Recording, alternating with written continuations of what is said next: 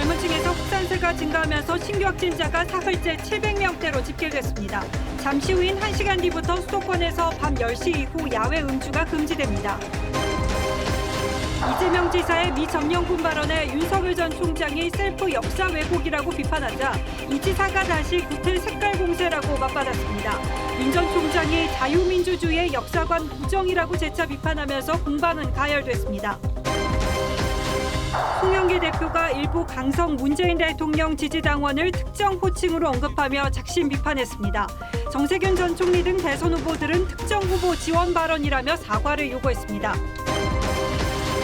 건물 옥상에서 승강기를 수리하던 20대 근로자가 12m 아래로 떨어지면서 숨졌습니다. 올 상반기 농축수산물 물가가 10% 넘게 오르며 30년 만에 최고 상승률을 기록했습니다. 국민의힘 토론 배틀 나는 국대다에서 새 대변인으로 20대 임승호, 양준우 두 사람이 선발됐습니다. 기온이 50도까지 오르는 등 연일 기록적 폭염이 이어진 캐나다에서 최근 일주일 사이 700여 명이 숨졌습니다. 모스크바도 35도에 육박하며 120년 만에 최고 기온을 기록했습니다.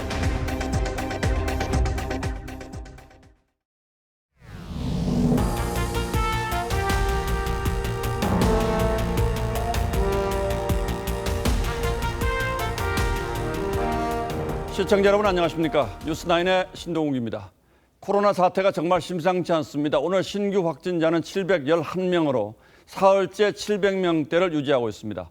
델타 변이 전파 속도도 갈수록 빨라지고 있습니다. 이번 전파는 특히 백신을 맞지 않은 20, 30대 젊은 층을 중심으로 그리고 수도권에서 빠르게 확산하고 있습니다. 그래서 더 위험합니다. 정부가 이에 따라 오늘 밤 10시 이후부터 야외 음주를 금지했습니다. 사실상 통금에 가까운 강력한 조치라고 할 수 있습니다. 이제 잠시 뒤인 10시가 되면 이 조치가 시행될 텐데 바깥 분위기 어떤지 먼저 확인하고 가겠습니다. 자, 황선영 기자, 지금 나가 있는 거기는 어디입니까? 네, 저는 지금 젊은이들이 많이 모이는 경의선 숲길에 나와 있습니다. 시가 넘으면 야외에서 술도 마시고 대화도 하는 그런 장소 같은데 이제 10시 잠시 뒤가 되면 야외 음주는 금지한다고 하는데 지금은 분위기가 어떻습니까? 네, 평소 이곳은 밤만 되면 벤치 곳곳에서 술을 마시는 사람들로 북적였었는데요. 네, 지금은 이렇게 제 왼쪽을 보시면 모든 벤치마다 잠시 이용을 금지한다는 안내문과 함께 그물망까지 쳐 있어서 평소보다 이용객은 감소한 모습입니다. 네, 그럼에도 불구하고 3, 4모 모여있는 사람들과 또 심지어는 벤치 대신에 바닥에 앉아서 음주하는 사람들도 포착됐습니다. 20, 30대가 공원에 앉아서 돗자리 깔고 한 400명에서 500명 수준 됩니다. 돗자리도 못 피게 하는데 돗자리도 펴져 있고 그게 어렵습니다. 공원 측은 방역수칙 위반자 적발을 위해 아침 7시까지 2인 1조 계도 활동을 벌일 계획이지만 숨바꼭질하듯 야외 음주를 즐기는 2030 세대 때문에 단속에 어려움을 겪는 실정입니다. 평소에 한강 같은 데 보면 사람들이 마스크 벗고 술 마시는 게 많이 보여서 좀 위험하지 않나라고 생각했는데 코로나19에서 안전하지 않나 싶어요. 서울시는 무관용 원칙에 따라 현장에서 위반 사례 발견 시 즉시 과태료를 부과할 방침입니다. 홍대 경의선 숲길에서 TV조선 황선영입니다.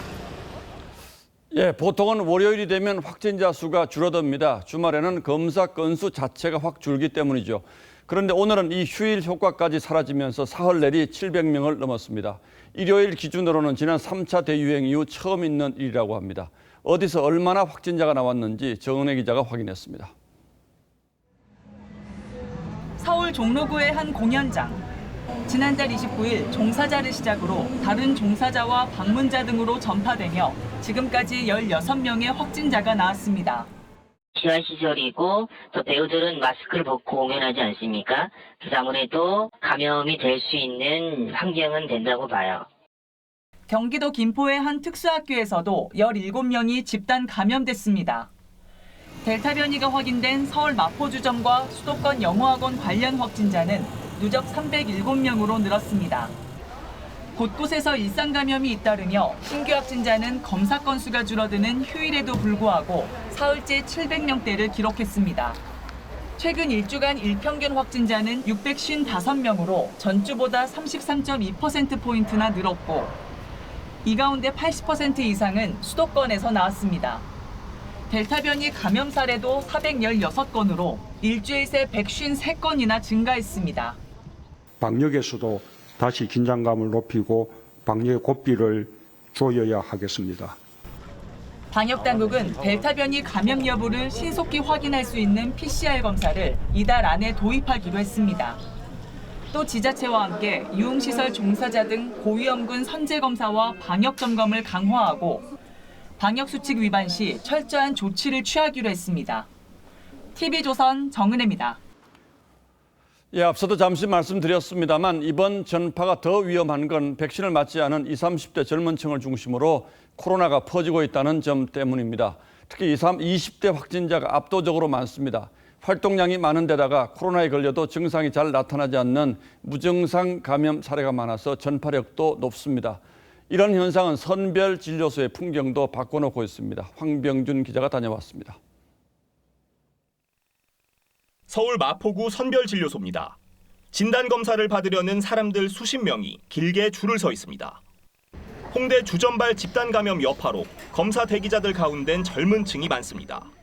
이게 젊으신 분들이 무리지어서. 지난 한 주간 수도권의 20대 확진자 수는 964명으로 30대, 40대보다도 300여 명 많습니다. 주로 음식점과 노래방, 체육시설 같은 다중이용시설 집단 감염입니다. 20, 30대는 무증상 또는 약한 증상 때문에 검사까지 시간이 지연되고 있고 이동 동선이 광범위해서 전파 확산의 위험이 높은 상황입니다. 20에서 40대는 50대 접종이 끝난 다음 달 중순 이후에나 접종이 가능합니다. 성구매를 못한 후과가 계속 이어질 거다. 기본으로 돌아가는 수밖에 없죠. 거리두기라든지 개인위생이라든지. 이런 가운데 오늘부턴 아스트라제네카 백신 부족으로 지난달에 접종을 하지 못한 60에서 74세 고령층의 접종이 재개됐습니다. 또 지난 4월에서 5월 1차로 아스트라제네카를 우선 접종한 대상자들의 화이자 교차 접종도 시작됐습니다. 방역당국은 교차 접종이 변이 바이러스 예방에 더 효과적이라고 설명했습니다. TV조선 홍명준입니다. 예, 상황이 이렇게 심각합니다만 신규 백신 접종은 사실상 중단 상태입니다. 확보된 백신은 다 떨어졌고 이달 말이 되어야 겨우 50대 접종이 시작되기 때문이죠. 여기에 걱정이 하나 더 생겼습니다.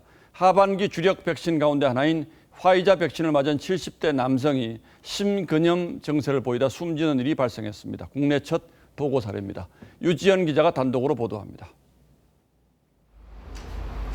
주인 잃은 사무실에서 유품을 정리하는 박모 씨. 20여일 전까지 생존해 계시던 아버지의 온기가 느껴지는 것만 같습니다. 백신이 아니었다면 지금도 저와 함께 같이 이렇게 좋은 날씨를 즐기시지 않으셨을까?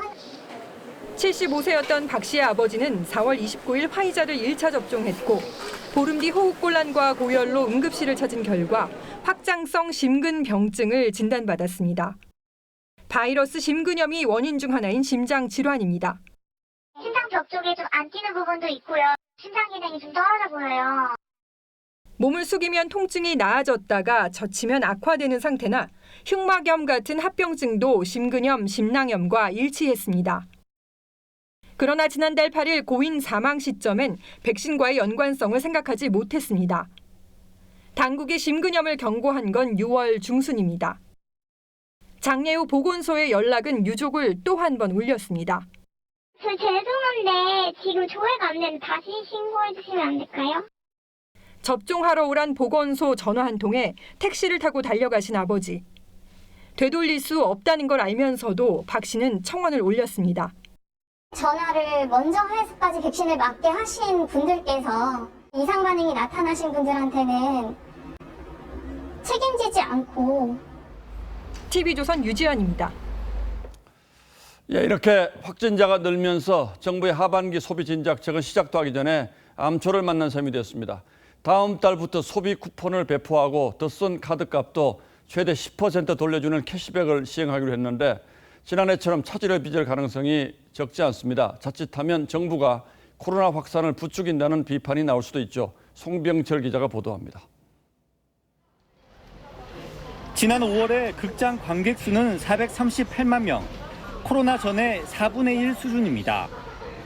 영화계뿐 아니라 스포츠, 공연과 같은 대면 업종은 상황이 모두 비슷합니다. 관객들이 영화 감상을 장려할 수 있는 할인 티켓 지원금을 마련해 주십시오. 정부는 이런 요구를 수용해 다음 달부터 백신 접종률에 맞춰 소비 쿠폰을 발급할 예정입니다. 외식과 체육, 영화, 숙박, 철도, 버스 등이 대상입니다. 2분기보다 더 쓴 카드값의 10%를 돌려주는 캐시백도 함께 시행합니다. 카드 사용이 약 10조 원 정도가 되면은 민간 소비가 0.2 내지 0.3% 정도 상승할 것으로 예상이 되고요. 문제는 주말에도 확진자가 700명을 넘을 정도로 코로나 상황이 심상치 않다는 점입니다. 이 때문에 확진자 급증으로 쿠폰 발급이 시행 이틀 만에 중단된 지난해 8월과 같은 상황이 벌어질 수 있다는 우려가 나옵니다. 확진자 급증 상황에선 소비 쿠폰 효과가 크지 않다는 지적도 나옵니다.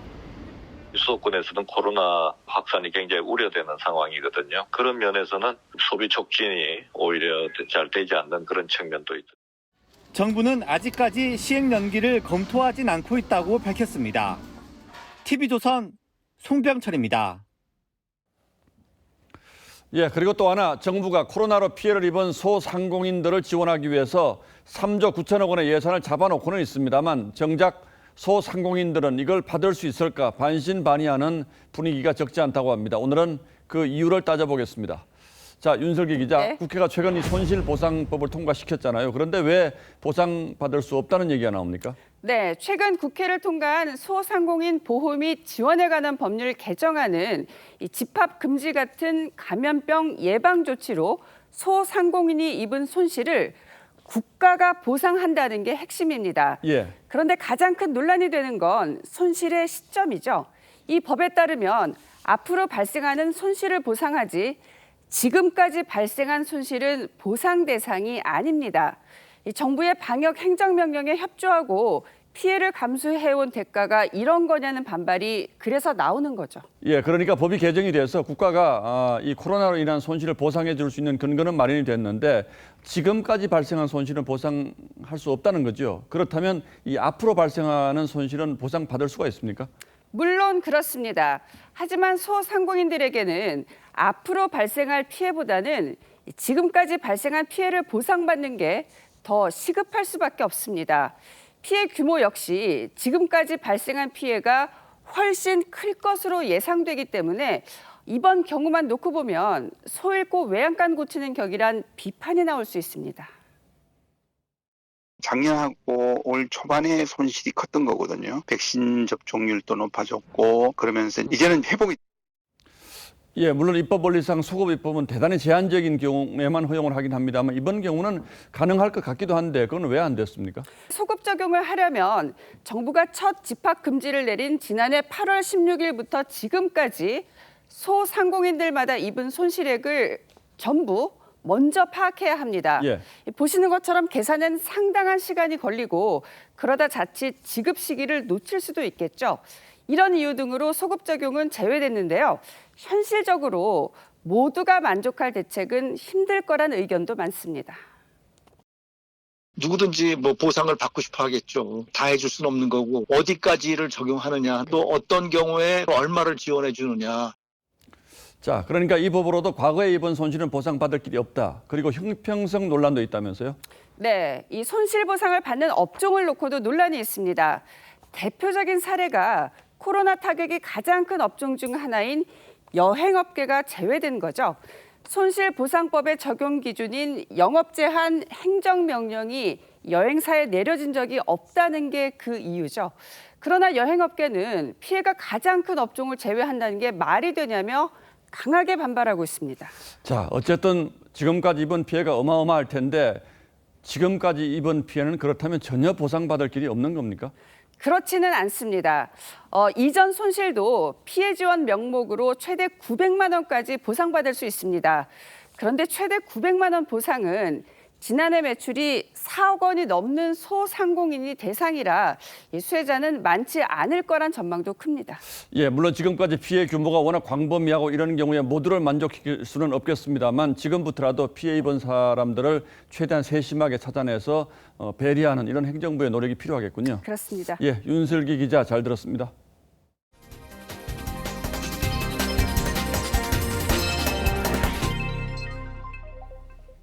예, 지금까지 가장 유력한 여야 대선 주자 간 1라운드는 역사 논쟁입니다. 이재명 경기지사가 해방 후 미군의 성격을 점령군으로 규정하는 발언을 하자 윤석열 전 총장이 셀프 역사 왜곡이라고 비판한 바 있습니다. 그러자 이 지사가 오늘 다시 낡은 색깔 공세라고 공격했고 윤 전 총장도 지지 않고 자유주의 역사관을 부정하는 발언이라고 맞받았습니다. 여야 유력 주자 간의 첫 논쟁이 과거로 가는 것에 대한 평가는 국민들의 몫이겠습니다만 이 논란이 여기서 끝날 것 같지는 않습니다. 그 이유는 홍현주 기자가 설명하겠습니다. 친일 세력들이 이제 이 미점령군하고 이렇게 합작을 해가지고 깨끗하게 나라가 출발되지 못해서 윤석열 전 총장이 어제 SNS를 통해 셀프 역사 왜곡 절대 용납할 수 없다고 비판하자 이 지사는 즉각 당시 미군 포구령에 점령군이란 표현이 있었다며 처음부터 구태 색깔 공세라니 아쉽다고 반격했습니다. 윤 전 총장은 오늘 색깔론을 제기한 게 아니라며 재반격했습니다. 현재 사회를 진단하는 눈이고 또 미래를 준비하는 그 전망이 됩니다. 그런데 그 자유민주주의 역사관을 부정하는 이 지사는 지난 2017년 대선 때도 이승만 전 대통령은 친일 매국 세력의 아버지, 박정희 전 대통령은 그야말로 독재자라며 참배하지 않았고 저서에선 미국의 사드 배치를 조선 말 일본의 국정간섭에 빗대기도 했습니다. 이 지사의 발언에 대해선 여당 내에서도 쓴소리가 나왔습니다. 이낙연 전 대표는 학술적으로 틀린 얘기는 아니라면서도 정치는 말이 미칠 파장까지도 생각하는 것이 좋다고 지적했습니다. TV조선 홍현주입니다. 이런 가운데 윤석열 전 총장은 현 정부의 탈원전 정책 비판으로 공개 행보를 시작했습니다.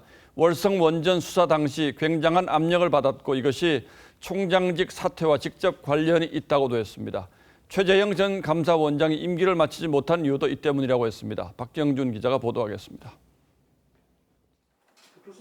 윤석열 전 총장이 서울대 주한규 원자핵공학과 교수 연구실을 찾아 졸속 탈원전 정책이 반드시 수정돼야 한다고 했습니다. 정부의 탈원전 정책 비판에 앞장서온 주 교수는 지난달 29일 윤 전 총장의 발언에 공감을 표했습니다. 법을 무시하고 세계 인류 기술을 사장시킨 탈원전.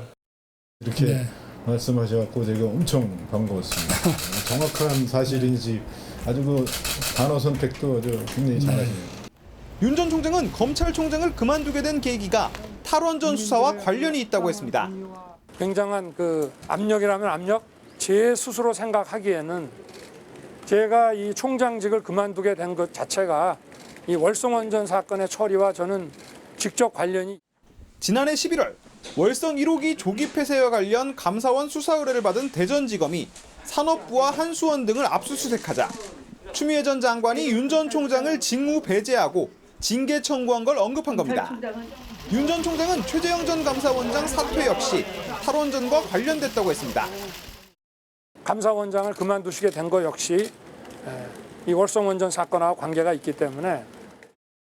윤 전 총장은 내일 대전을 찾아 카이스트 원자력학과 학생들을 만날 예정입니다. 연이틀 탈원전 정책의 실정을 부각시키는 정치적 행보를 택한 겁니다. TV조선 박경준입니다. 예, 조금 일찍 사실상 경선에 들어간 민주당에선 이재명 대 반 이재명 구도가 선명해지고 있습니다. 그리고 송영길 대표가 오늘 이 대립 구도에 기름을 붓는 발언을 했습니다. 저희도 방송에선 잘 쓰지 않았던 단어인데 송 대표가 이 지사 배제 움직임을 보이는 강성 친문 지지자들을 향해 대깨문이란 표현까지 써가며 강하게 비판했습니다. 이에 친문 진영 대권 주자들은 지지자들을 비하했다며 송 대표의 사과를 요구했습니다. 윤수영 기자가 취재했습니다. 송영길 대표의 발언은 친문 진영이 이재명 지사를 배제할 경우 정권 재창출이 어렵다는 취지에서 나왔습니다. 대깨문이라고 떠드는 사람들이 누구는 되고 안 된다. 아니한 생각을 하는 순간 문재인 대통령을 지킬 수도 없고. 이른바 대깨문은 당성 친문 지지자들을 일컫는 은어입니다. 송 대표는 17대 대선 때 일부 친노 세력이 정동영 후보를 찍지 않아 패한 적도 있다며 같은 일을 반복해선 안 된다고도 했습니다. 송 대표는 특정 후보를 배제하지 말고 하나가 되자는 취지였다고 설명했지만 친문 진영 후보들은 즉각 반발했습니다. 정세균 후보는 당대표가 지지자를 비하하는 단어를 써가며 특정 후보를 지원하는 편파 발언을 했다며 사과를 요구했고 이낙연 후보 측도 부적절한 발언이라고 비판했습니다. 경선 연기 거부, 국민 면접관 논란 등 송 대표의 이딴 차별화 전략이 친문 후보들과의 갈등으로 확산되는 분위기입니다. 송 대표는 문재인 정부의 소득 주도 성장도 취지는 좋았지만 부족함이 있었다고 반성했습니다. 충분한 토론을 통해 이게 정해진 것인가에 대한 의문이 있습니다. 이 정책이. TV조선 윤수영입니다. 소득주도 성장의 취지는. 이낙연 전 민주당 대표가 여당 후보 중 마지막으로 오늘 대선 출마를 공식 선언했습니다. 중도층을 70%까지 늘리겠다며 불평등 완화를 강조했습니다. 단일화를 공언했던 정세균 전 총리와 이광재 의원은 정 전 총리로 여당 내 첫 단일화를 이뤘습니다. 최원희 기자입니다. 유튜브 채널을 통해 대선 출마를 공식 선언한 이낙연 전 대표는 내 삶을 지켜주는 나라를 약속했습니다. 코로나로 불평등이 더 커졌다며 불평등 완화가 시급하다고 했습니다. 상처받은 공정을 다시 세워야 합니다. 그 일을 제가 하겠습니다. 신복지, 개헌 등 5가지 정책 비전을 제시하고 현재 57%인 중산층을 70%까지 늘리겠다고 했습니다. 아직도 인간으로서 최소한의 생활을 하지 못하는 국민이 계십니다. 우선 그런 국민이 계시지 않도록 해야 합니다. 정세균 전 총리와 이광재 의원은 정 전 총리로 후보 단일화를 하는 데 합의했습니다. 제가 대표 선수로 뛰기로 했습니다. 제가 꼭 승리해서 이재명 지사에 맞서 추가 단일화 가능성도 전망되고 있습니다. 실제 정 전 총리는 지난 3일 이 전 대표와 오찬 회동을 한 데 이어 오늘 출마 선언식에도 참석했습니다. 민주당 예비 후보들의 두 번째 TV 토론에선 이재명 지사에 대한 경쟁 후보들의 집중 공세가 이어졌는데 여배우 논란이 다시 제기되자 이 지사가 격앙된 모습을 보이기도 했습니다. 정 전 총리가 소위 스캔들 해명 요구에 회피하는 건 대선 후보로서 부적절하다고 하자 이 지사는 제가 바지 한 번 더 내릴까요라며 불쾌감을 드러냈습니다. TV조선 최원희입니다. 고장난 승강기를 점검하던 근로자가 승강기와 함께 12m 아래로 추락하면서 숨졌습니다. 하동원 기자입니다. 소방대원이 쓰러진 남성에게 다급하게 심폐소생술을 실시합니다. 오늘 오전 9시 55분쯤 부산의 한 전기업체에서 화물용 승강기가 12m 아래로 추락했습니다. 승강기를 점검하던 전기업체 직원인 20대 A씨도 승강기와 함께 떨어져 숨졌습니다. 승강기가 갑자기 오작동하며 3층 옥상까지 스스로 올라오자 A씨가 승강기 위에서 점검하던 중에 사고를 당한 겁니다. 승강기가 어떤 이유에 의해서 오작동을 했어요. 그래서 옥상까지 올라갔거든요. 무슨 일인지 보러 올라갔어요. A씨 유족들은 이 전기업체에서 1년 정도 일한 A씨가 승강기가 자주 흔들린다는 말을 자주 했다고 주장합니다. 얘가 올라가면 균형이 안 맞아고 저거 위험하지 않나. 쭉 올라가면 균형이 안 맞잖아요. 흔들리. 경찰은 승강기가 추락한 뒤에 A씨가 승강기 위로 떨어진 것으로 보고 승강기 추락과 A씨 사망 간의 연관성을 조사하고 있습니다. TV조선 하동훈입니다. 유치원에 CCTV를 의무적으로 설치하는 법안을 놓고 교사단체와 시민단체 간 갈등의 골이 깊어지고 있습니다. 이 CCTV 설치가 아동학대 예방 효과를 가져올 거라는 입장과 교사 인권 침해라는 의견이 맞서고 있는 건데요. 당분간 진통은 계속될 것으로 보입니다. 고희동 기자입니다. 학부모 단체 회원들이 유치원 CCTV 의무화 주장이 담긴 손팻말을 들고 국회 앞에 섰습니다. 유치원 교실 내 CCTV 의무화법 즉시 통과하라. 지난달 24일 관련 법안이 국회에 발의되자 힘실키에 나선 겁니다. 면담을 신청했지만 못 못 봤다, 모른다라고만 말씀하시고 교사와 학부모가 서로 신뢰할 수 있도록 투명하고 안전한 시스템, CCTV 설치에 동의해 주시길 바랍니다. 유치원 CCTV 설치 의무화 여론이 불거진 건 지난해 11월 서울 금천구 국공립 유치원에서 벌어진 이물질 급식 사건에 지난 3월 남양주 유치원의 보육교사 아동학대 의혹이 기폭제 역할을 했습니다. 사립유치원의 경우 교실 내 CCTV 설치율이 87.9%에 달하지만 국공립 유치원은 5%에도 미치지 못하기 때문입니다. 한국국공립유치원 교원연합회는 법안 추진에 반발했습니다. 교사를 잠재적 아동학대 가해자로 간주한다는 이유에서였습니다. 교사들의 그 인권 존중 그리고 수업권 존중 이런 쪽으로 생각을 해본다면은 CCTV 설치를 안 하는 게 좋다. 일부 교원노조원은 오늘 해당 법안을 대표 발의한 의원실을 항의 방문했습니다. TV조선 보이동입니다. 지난해 하반기부터 계속된 밥상 물가가 꺾일 기미를 보이지 않더니 결국 올 상반기 농축수산물 물가가 30년 만에 가장 높은 상승률을 기록했습니다. 그 여파로 우선 참치캔, 막걸리 등이 줄줄이 올랐는데 하반기에는 안정을 찾을 수 있을까요? 따져볼 변수가 적지 않습니다. 김자민 기자입니다. 한참 동안 삼겹살을 고르는 주부 방지혜 씨.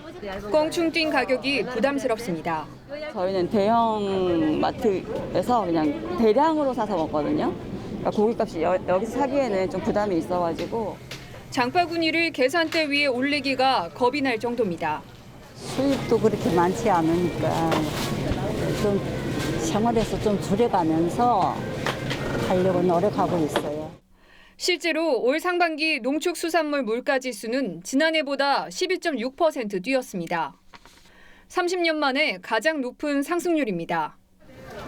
핫테크란 신조어가 생길 정도로 가격이 오른 대파는 156.6% 올랐고 사과, 배, 마늘, 복숭아, 달걀 가격도 40% 안팎으로 치솟았습니다. AI로 산란계 수가 줄고 잦은 기상 악화는 작황 부진을 불러왔기 때문입니다. 하반기 물가도 심상치 않습니다. 이달 들어 편의점용 캔참치, 햄, 막걸리 등이 10% 이상 급등했고 다음 달엔 과자와 우유의 가격 인상이 예고됐습니다. 비중이 큰 농축수산물이나 농축수산물을 이용하는 가공식품의 가격이 상승하면 물가가 오를 수밖에 없죠. 정부는 하반기엔 농축수산물 물가가 안정화되리라 전망하고 있지만 장마와 태풍 등 변수가 많아 속단하기 어렵다는 지적이 나옵니다. TV조선 김자민입니다. 이달 말부터 다음 달 초까지 가치가 1조 원이 넘는 대여급 업체가 줄줄이 증시에 상장합니다. 공모주 청약 열기가 상당할 것으로 예상되는데 그런데 저희가 얼마 전 한 업체의 공모가 거품 논란도 전해드렸습니다만 친구 따라 강남 가는 식의 투자는 안 된다는 경고가 이어집니다. 이정현 기자입니다. 우리 국민 1,600만 명이 쓰는 인터넷은행 카카오뱅크, 글로벌 게임 배틀그라운드의 제작사 크래프톤, 거래 금액 100조 원의 핀테크 기업 카카오페이. 이들 업체를 포함해 모두 6개 기업이 이달 말부터 2주 동안 증시에 상장됩니다. 시가총액만 70조 원, 공모 자금은 10조 원에 달합니다. 그야말로 공모주 슈퍼위크입니다. 공모가 거품 논란으로 업체들은 공격적인 공모가를 제시하지 못한 상황이지만 유동성이 축소되는 국면 그리고 금융감독당국이 이에 대한 관리를 강화하는 입장이고 업계에선 적어도 100조 원 정도의 시중 유동자금이 몰릴 것으로 예상하고 있습니다. 대여급 공모주들이 블랙홀처럼 자금을 빨아들이면서 크고 작은 충격이 발생할 가능성도 있습니다. 전산장에는 물론 투자자들이 공모주 청약을 위해 다른 주식을 팔면서 증시가 단기적으로 하락할 수 있다는 진단도 나옵니다. 일시적으로 잠깐 자금이 이쪽으로 확 몰리면서 자금이 수급이 조금 안 맞는 그런 현상이 나타날 수는 있습니다만 전문가들은 공모주 청약 열기에도 상장 후 오히려 주가가 빠질 수 있어 묻지마 투자는 삼가야 한다고 조언합니다. TV조선 이정현입니다. 마트 등에서 물건 구매할 때 비슷한 상품이면은 어떤 게 더 싼가 따져보는데 이게 또 막상 계산대 앞에서 가격 확인은 잘 안 하게 되죠. 그런데 가격표와 다르게 결제가 이루어지는 경우가 많다고 해서 어느 정도인지 왜 이런 일이 벌어지는 건지 소비자탐사대 송지욱 기자가 추적해봤습니다. 서울의 한 편의점. 냉장고 속 맥주가 330ml 한 병에 1,950원, 1리터에 3,800원이라고 적혀 있습니다. 그런데 결제를 하자 330ml는 2,000원, 1리터는 4,000원이 지불돼 각각 50원과 200원을 더 냈습니다. 업주에게 따졌더니 이것도 다르던데.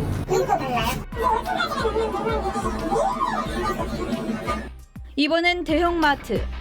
바지가 6,900원이라고 파는데 네, 지금 이거 남녀 구분 없이 여기서 여기까지 딱 9,900원.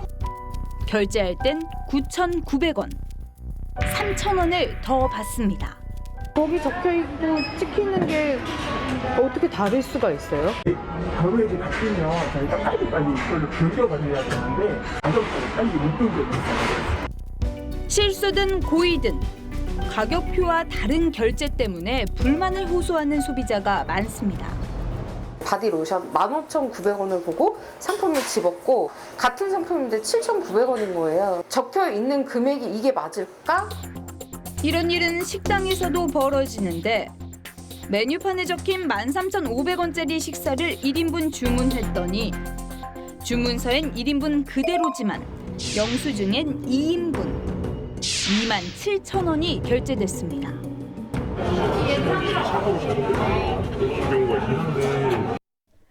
지난해 한 대형마트 매장들에서만 잘못 계산된 건수가 32,000여 건. ELS라고 해서 전자가격 표시기를 많이 도입했고 시스템화하다 보니까 가격고지 오류 발생 확률이 좀 많이 낮아졌어요. 상품과 서비스 가격을 정확하게 표시하지 않거나 가격표대로 결제하지 않는 건 넓은 의미에서 거짓 광고로 볼 수 있습니다. 소비자는 업주를 상대로 가격표대로 다시 결제해달라고 요구할 수 있습니다. 그 가격 표시 관리를 제대로 하지 못하는 것은 관리 태만이라고 볼 수가 있고 일종의 소비자 기만이라고도 볼 수가 있겠습니다. 그러나 잘못을 인정하지 않는 경우가 많고 여기 찍히는 거는 이게 정확하다. 규제할 방법은 적은 게 현실. 이런 것 때문에 과징금을 부과하고 이러기는 굉장히 어려워요. 그래서 저희도 자진시정하라고 얘기하거든요. 결국 소비자 개개인이 꼼꼼히 영수증을 챙기고 확인해 오결제 여부를 확인할 수밖에 없습니다. 영수증 안 주세요? 소비자 탐사대 송지욱입니다. 예, 정당 사상 최초로 시도된 국민의힘 토론 배틀 대변인단 선발이 2주간의 치열한 경쟁 끝에 오늘 결승전을 치렀습니다. 그 결과 2명의 20대 대변인이 탄생하는 한국 정당 사상 초유의 일이 벌어졌습니다. 30대 대표의 20대 대변인까지 기대와 우려가 교차하는 큰 변화의 물결입니다. 결승전 주요 장면 먼저 보시고 이어서 선발된 두 대변인은 직접 만나보겠습니다. 먼저 이태희 기자입니다. 57점, 임승호 후보가 1위로 대변인직에 지금 판넬이 564명이 지원해 141대 1의 경쟁에서 최고 토론자로 선정된 임승호 씨는 1994년생으로 로스쿨에 재학 중입니다. 이분들에 대한 어떤 명예훼손 차원에서 예방 조치나 대안이 있으시다고 생각하십니까? 준우승은 4.7 재보선 당시 오세훈 시장 유세차에 올라 유명세를 탄 취업준비생 양준우 씨가 차지했습니다. 트위터 세상의 조 선생님과 현실의 국 장관님이 너무나 다릅니다. 4강 진출자 모두 이준석을 이겨라 코너에선 진땀을 흘렸습니다. 그런데 윤석열 총장 그 가족 연좌제 적용돼야 됩니까 아닙니까? 저는 굉장히 이거 지금 부적절한 공세라고 저는 생각하고요. 남편 임백천 씨의 코로나 확진으로 화상으로 참여한 김현주 씨는 문자 투표 1위를 차지했습니다. 저희 당의 이름을 바꾸게 되면 어떤 우리 자산 확보 차원에서도 좀 잃는 것이 더 많다고. 오늘 대국민 문자 투표엔 8강전 6만 5천 건의 2배에 가까운 12만 건이 몰렸고 유튜브 동시 접속자는 3만 5천 명을 넘었습니다. 공정한 경쟁을 통해서 정당이 사람을 선발할 수 있을까에 대한 어떤 실험이었는데요. 여러분이 이걸 성공시키셨습니다. 4명의 신임 대변인단은 직무 연수를 거쳐 6개월간 대변인직을 수행하게 됩니다. TV조선 이태희입니다. 예, 지금 막 소개한 국민의힘 대변인 배틀 우승자 임승호 씨 그리고 준우승자 양준우 씨 나와 있습니다. 자, 두 분 어서 오십시오. 예, 뭐 불과 1점 차이인가요? 이렇게 이제 우승자, 준우승자가 갈려서 제가 우승, 준우승이라고 소개는 했습니다만 사실 둘 다 이제 대변인으로 활동을 하시는 거니까 앞으로 이제 큰 활약을 기대를 해보겠는데 사실 되게 정당 대변인이라고 하면 명망가들을 선발하는 경우가 많은데 두 분은 사실은 이제 워낙 무명이고 20대여서 좀 자기 소개가 필요한데 먼저 간단하게 소개 좀 부탁드리겠습니다. 네, 안녕하십니까, 임승호라고 합니다. 소개해 주신 대로 많은 분들이 저를 모르실 텐데 앞으로 좋은 모습 보여드리면서 국민의 기대에 부응하는 대변인이 되도록 하겠습니다. 양준우 씨는 지금 취업 준비생입니까? 네, 어제까지는 그러다가 이제 오늘 대변인으로 취업을 하게 됐습니다. 된 거죠? 네, 6개월짜리 계약직으로 우선 취업을 했습니다. 월급도 받으시는 겁니까? 대표께서 준다라고는 이렇게 기사를 제가 봤는데 구체적인 액수는 이제 연봉 협상을 한번 해보겠습니다. 예, 잘 알겠습니다. 자, 20대잖아요. 임승호 씨 26살입니까? 27살입니까? 만으로 이제 26살. 만 26살.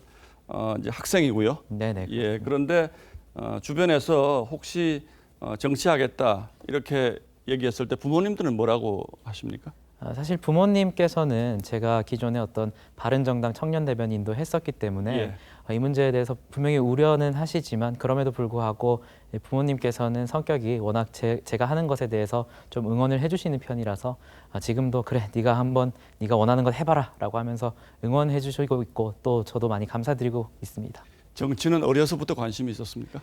정치를 하겠다라는 굳은 의지가 있었던 건 아니지만 제가 대학교 같은 경우에도 이제 대부분 다 정치외교학과로 지원을 했거든요. 그럴 정도로 고등학교 때도 그 고등학교 내에서 처음으로 정치외교 동아리를 만들기도 했습니다. 그래서 지속적으로 이 정치 문제에 좀 관심을 가졌던 것 같습니다. 알겠습니다. 저희 같은 기성세대들은 이제 정치라는 것은 일정 부분 다른 직종에서 경력을 쌓고 나서 하는 것을 이렇게 인식하는 경우가 많은데 지금 20대 바로 정치로 뛰어드는 분들은 어떤 생각을 가지고 정치에 뛰어드는 겁니까?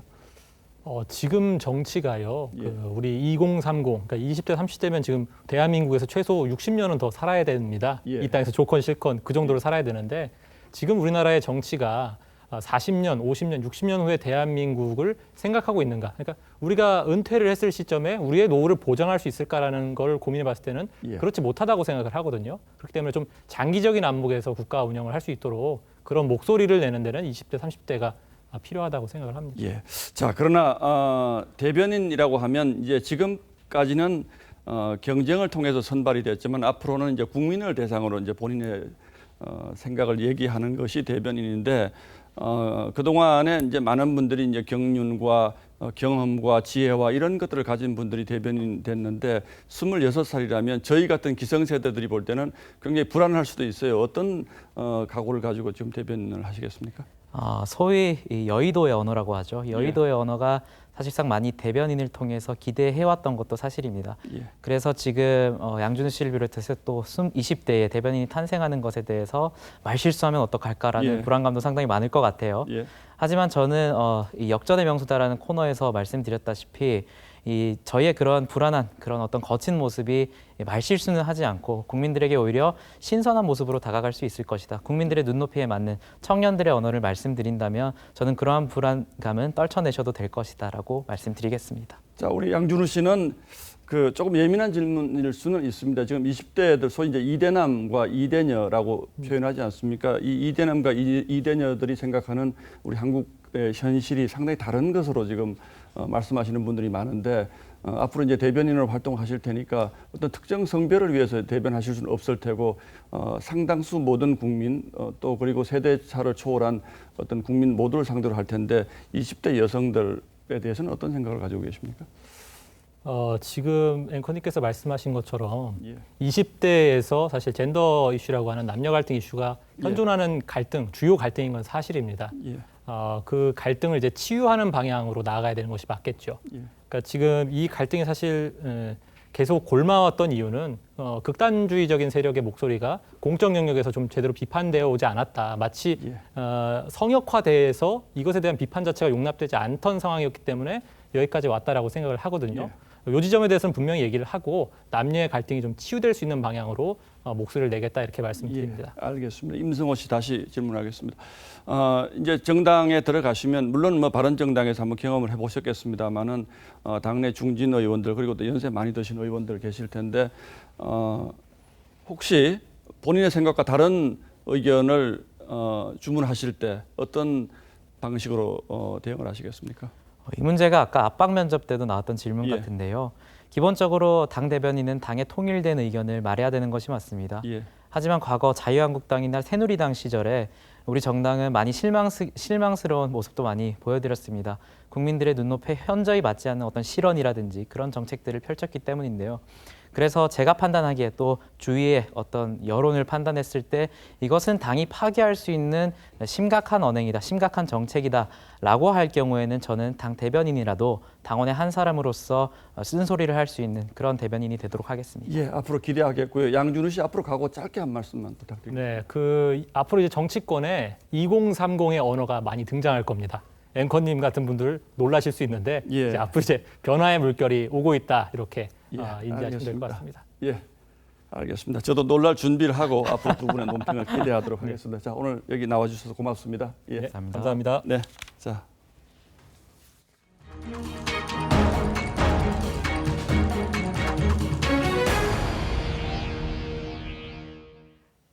기온이 50도까지 오르는 등 연일 기록적 폭염이 이어진 캐나다에서 최근 일주일 사이 700여 명이 숨졌습니다. 시베리아와 북극권도 30도를 넘나들고 있습니다. 오늘 포커스는 펄펄 끓는 지구촌에 맞췄습니다. 소방차가 연신 잔디에 물을 뿌려대지만 땅도 녹일 듯한 더위에 도로마저 뒤틀렸습니다. 기온이 49.6도까지 치솟은 캐나다 브리티시 컬럼비아주에서 최근 일주일간 700여 명이 돌연사했습니다. This was an unprecedented heat wave. Records broken day after day. 미국 워싱턴과 오리건주에서도 100여 명이 폭염으로 숨졌습니다. 하늘에서 내려다본 북반구는 시뻘겋습니다. Unfortunately, this is exactly what the climate models have been predicting would happen. It's just here a lot earlier than we had expected. 살인적인 폭염은 러시아와 북극권까지 덮쳤습니다. 모스크바는 연일 35도를 넘나들어 120년 만에 가장 덥고 북극권 기온도 30도까지 치솟았습니다. Это ад. Просто ад. Надо пить побольше водички. 급기야 지난달 20일 시베리아 베르호얀스크는 38도를 기록해 세계 기상기구가 확인 작업 중이지요. Аномально, безусловно, поскольку температура на 7 и даже 10 градусов превышает норму для этого времени, перекрываются рекорды, суточные рекорды тепла. 도대체 왜 이렇게 더운 걸까? 전문가들은 열돔 현상을 지목합니다. 바다와 육지에서 뜨겁게 달궈진 공기가 대기로 올라가 빠져나가야 하는데 찬 공기와 따뜻한 공기를 섞어주는 제트기류가 약해지면서 이른바 돔을 만들어 공기가 갇히게 된 겁니다. It's almost like a pressure cooker effect. You know, you've got very, very, very high heat. 과학자들은 지금과 같은 온실가스 배출이 계속된다면 전례 없는 폭염은 2100년까지 매년 나타날 수 있다고 경고합니다. 뉴스9 포커스였습니다. 4살 때 길을 잃어서 이 가족과 생이별을 했던 여성이 62년 만에 오빠를 찾았습니다. 환갑을 넘은 오노이가 만날 수 있었던 건 실종자의 유전자를 등록하는 시스템 덕분이었습니다. 정준영 기자입니다. 62년 만에 큰 오빠를 끌어안은 진명숙 씨가 눈물을 쏟습니다.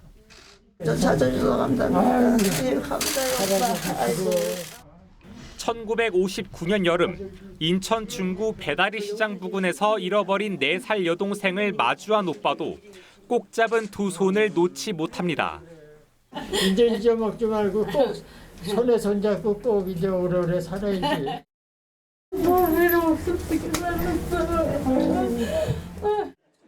캐나다로 이민 간 둘째 오빠도 영상통화 속 동생 얼굴에서 눈을 떼지 못합니다.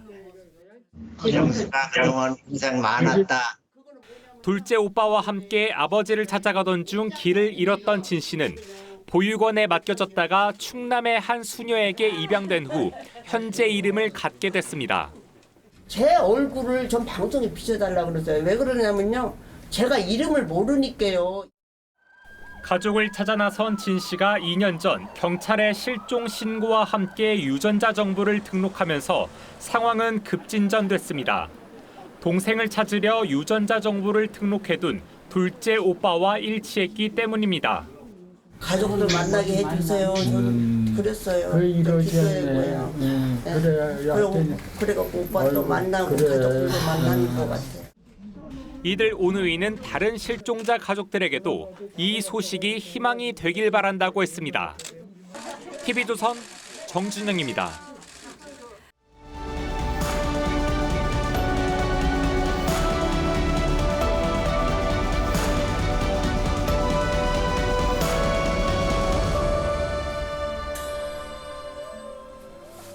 두 검객이 낭창낭창한 대나무를 밟고 우아하게 날아다니며 솜씨를 기릅니다. 이 명장면을 찍은 곳은 중국 황산 자락의 대나무 바다입니다. 사람 키 10배 되는 모죽이 숲을 이뤄서 끝없이 펼쳐지죠. 이 모죽을 키우는 농부들은 씨앗 뿌려 정성껏 물과 거름을 주지만 4년이 지나도록 불과 3cm만 내밀 뿐입니다. 그러다 5년째가 되면 하루에 30cm씩 쑥쑥 자라 6주 만에 15m까지 솟아납니다. 인내할 줄 모르는 조급한 농부는 결코 거둘 수 없는 결실입니다. 차를 몰고 터널을 달리면 출구만 밝게 보이고 주변은 컴컴해지면서 시야가 좁아지는 현상 많이들 경험해 보셨을 겁니다. 심하면 상황 판단과 대처를 못하는 일종의 시각장애, 터널 시야라고 하는데 어떤 목표에만 외골로 집착해 서두르다 낭패를 보는 심리 현상을 가리키기도 합니다. 수도권 백신 접종자들 실외에서 마스크를 벗은 지 사흘 만에 정부가 도로 쓰라고 권고했습니다. 앞서 5명 이상 모임과 영업시간 제한 완화는 시행 전날 연기했습니다. 확진자가 급증하면서 4차 유행 위기가 고조되자 부랴부랴 거둬들인 겁니다. 이미 지난달 초부터 거리두기 완화를 예고하면서 시민들의 경각심이 느슨해진 탓도 물론 있을 겁니다. 하지만 그때 이미 이런 결과를 예측한 전문가들이 적지 않았고 정은경 청장 역시 수도권 통제가 매우 중요하다, 더 강력한 조치를 진행하겠다며 경고한 바 있습니다. 그러나 결과적으로 이런저런 상반된 메시지가 쏟아지면서 결국 또 화를 불렀습니다. 방역은 선심 쓰듯 완급을 조절하는 대상이 아닙니다. 방역 성과를 하루빨리 과시하고 싶은 욕심이 앞선다면 방역 전선은 흐트러질 수밖에 없습니다. 지난 1년 반 우리는 그런 경우를 여러 번 봐왔고 그러고도 지금 또다시 목격하고 있습니다. 지난 연말과 연초에 대통령이 거듭 천명했던 말을 떠올립니다. 이제는 드디어 어두운 터널의 끝이 보입니다. 또 하나 지적하지 않을 수 없는 게 방역에 내 편이 있을 수 없다는 점입니다.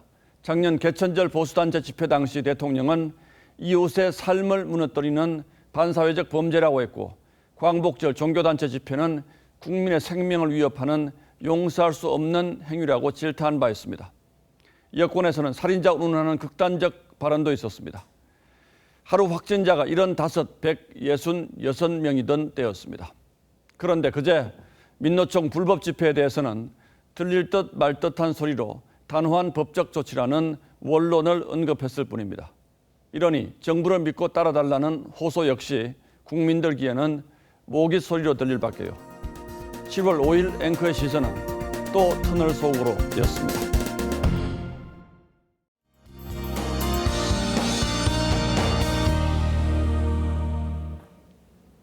본격적인 장마철이 시작되면서 이번 주 내내 장맛비가 이어지겠습니다. 지금은 충청 이남 지역에 비가 내리고 있는데요. 내일은 강원 남부 지역까지 비가 확대되겠습니다. 이후 모레부터 주말까지는 전국적으로 비 소식이 들어 있습니다. 이렇게 비가 쉴 새 없이 이어지는 만큼 피해가 우려되고 있는데요. 대비를 미리 그리고 철저히 하셔야겠습니다. 당장은 남부 지역이 비상입니다. 빗줄기가 굵어지기 시작했는데요. 내일까지 300mm가 넘는 물폭탄이 쏟아지겠습니다. 특히 고비가 될 시점은 내일 낮까지인데요. 천둥 번개가 치며 시간당 50mm 이상의 집중호우가 예상되고 있습니다. 이 문제는 비뿐만이 아닙니다. 남해안과 제주도에서는 특보 수준의 바람이 강하게 불겠고요. 충청 이남 지역에서도 순간적으로 돌풍이 부는 곳이 있겠습니다. 해상 날씨도 좋지 않겠습니다. 물결이 최고 4m까지 거세게 일겠습니다. 날씨였습니다. 예, 7월 5일 월요일 뉴스9은 여기서 모두 마치겠습니다. 시청해주신 여러분 고맙습니다.